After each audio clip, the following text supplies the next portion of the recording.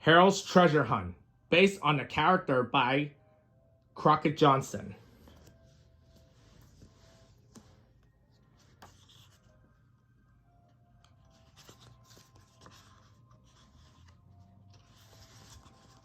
One clear night, Harold got up and went for a walk on the beach.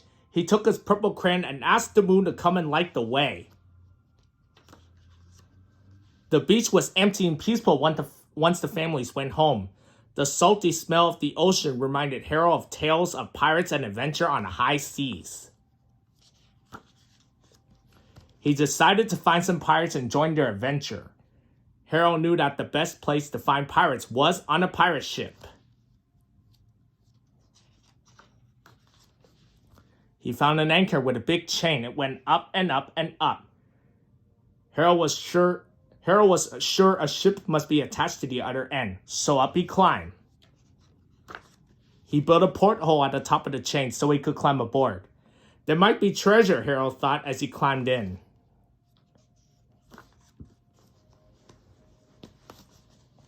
Harold hopes the pirates will be asleep since it was nighttime. He knew pirates could be grumpy if you wake them up, so he stayed very quiet so as not to disturb them.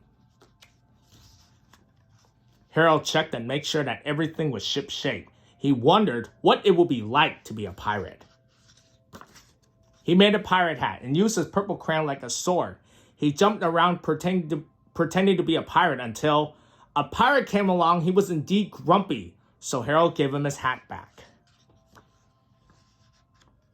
Harold asked the grumpy pirate about treasure. He didn't seem to want to talk about that.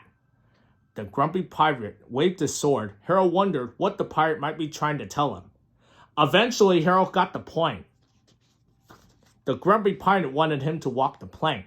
Now, Harold knew that the pirate life was not the life for him. Harold inched backwards but lost his balance. As he began to fall, he wondered if the water below would be cold.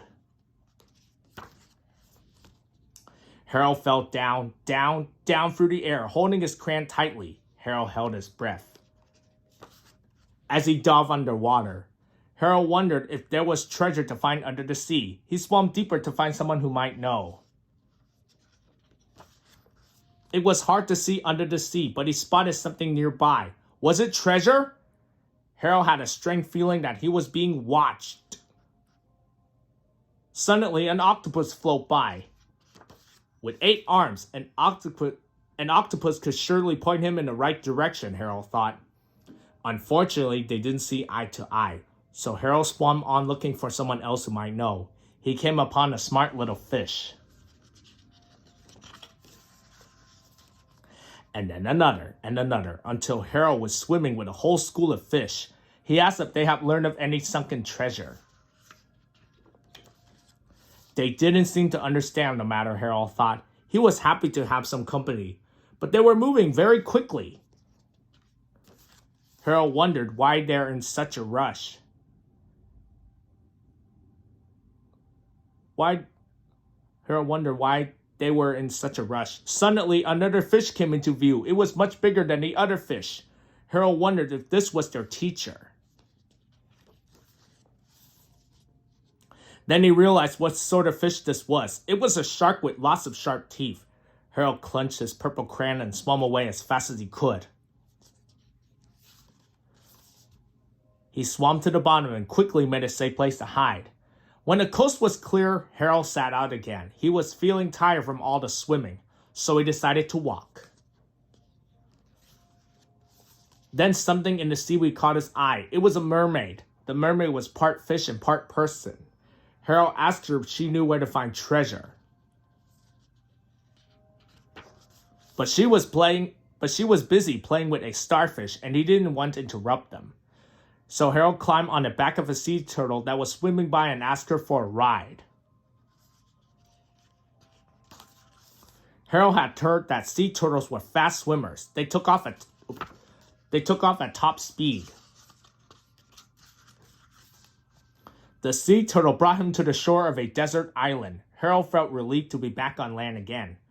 This was just the kind of place where pirates would hide treasure, Harold thought, so he began to search. After a while, he found a cave. Harold knew caves were damp and spooky. and might even be filled with bats. He wished the moon could come in and light the way. The cave was dark, very dark, but Harold could tell someone had been here before. He saw a picture of a horse and other animals on the wall, but there were no sign of treasure. Harold was getting tired of hunting for treasure. He was starting to wish he was home when he bumped into something. Harold thought it might be a treasure chest, but it was very dark and he couldn't see for sure. He needed some light. Harold wished he could see the moon, or even better, the sun, but there were no windows in the dark cave. Then Harold remembered his purple crayon. Harold drew the curtains, and the sun shined through big and bright. And there under his bedroom window was the best treasure ever, a chest filled with his favorite toys. So he sat down and began to play. The end.